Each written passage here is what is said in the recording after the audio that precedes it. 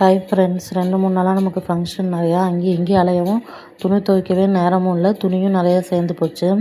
Morning எழுந்திரிச்சு first தண்ணி வரும்போது துணியெல்லாம் துவைச்சி போட்டேன். நாள் நைட்டு சந்தைக்கு போயிட்டு வந்து காயெல்லாம் எடுத்து வைக்கவே இல்லை. மழை வந்துருச்சு. சந்தையிலேயே ஓரமாக வெயிட் பண்ணி மணி 9:30 ஆயிடுச்சு. அதுக்கப்புறம் சரி போ அப்படின்னு நனைஞ்சிட்டே வீட்டுக்கு வந்துட்டோம். சாப்பாடும் வரும்போது கடையிலேயே புரோட்டா வாங்கிட்டுட்டேன்.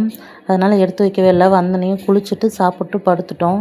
மார்னிங் தான் எழுந்திரிச்சு எல்லாம் சுத்தம் பண்ணேன். இந்த புதினா கொத்தமல்லி எல்லாம் சுத்தம் பண்ணி எடுத்து வச்சுட்டு காயெல்லாம் தனித்தனியாக கவர் போட்டு ஃப்ரிட்ஜில் எடுத்து வச்சிட்டேன். அதுக்கப்புறம் தான் சமைக்கலாம் அப்படின்னு சொல்லிட்டு சமைக்க வந்தேன். இந்த புதினா கொத்தமல்லி சுத்தம் பண்ணப்போ கொஞ்சம் லைட்டாக வதங்கின மாதிரி இருந்தாலும் போட்டு சட்னி ஆட்டிடலாம் அப்படின்ட்டு எல்லாம் வதக்கி வச்சுட்டேன். இன்றைக்கி என்னென்ன பிரேக்ஃபாஸ்ட் லஞ்ச் அப்படின்னு சொல்லிட்டு பார்க்கலாம் வாங்க. ஒயிட் ரைஸ், பீக்கங்காய் பொரியல், புதினா கொத்தமல்லி தழை சட்னி. நைட்டு புரோட்டா குழம்பு கொஞ்சம் இருந்தது, அதையும் சூடு பண்ணி வச்சுருந்தேன். மார்னிங்க்கு தோசை.